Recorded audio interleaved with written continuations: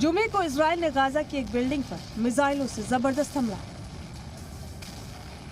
रिहायशी और भीड़भाड़ वाले इलाके में मौजूद इस बिल्डिंग पर इजरायली फौज ने एक के बाद एक कई मिसाइल दागे। इजराइल का दावा है कि इस बिल्डिंग में फिलिस्तीन इस्लामिक जिहाद मूवमेंट का एक कमांडर मौजूद था। मिसाइल स्ट्राइक वीडियो खुद इजरायली फौज ने जारी किया है। इजरायली फौज ने बिल्डिंग की 7वीं मंजिल पर स्ट्राइक की।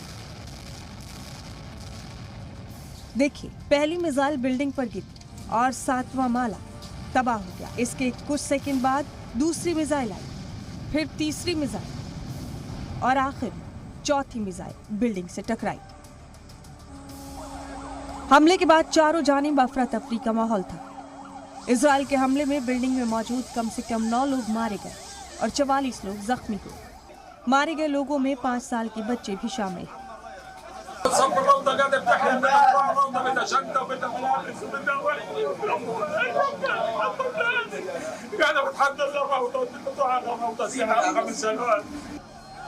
इजराइल के हमले में फिलिस्तीन इस्लामिक जिहाद मूवमेंट का सीनियर कमांडर तासीर अल जाबरी मारा गया। इस्लामिक जिहाद मूवमेंट और इजराइल के बीच पिछले एक हफ्ते से कशीदगी चल रही थी, क्योंकि इजराइल ने मूवमेंट के सीनियर लीडर बस्साम अल सादी को गिरफ्तार कर लिया था।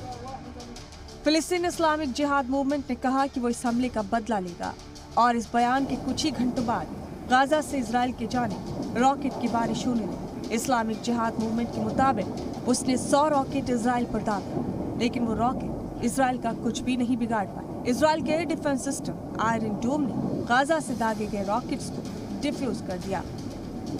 Is not with the people of Gaza. Islamic Jihad is an Iranian proxy that wants to destroy the state of Israel and kill innocent Israelis. The head of Islamic Jihad is in Tehran as we speak. We will do whatever it takes to defend our people.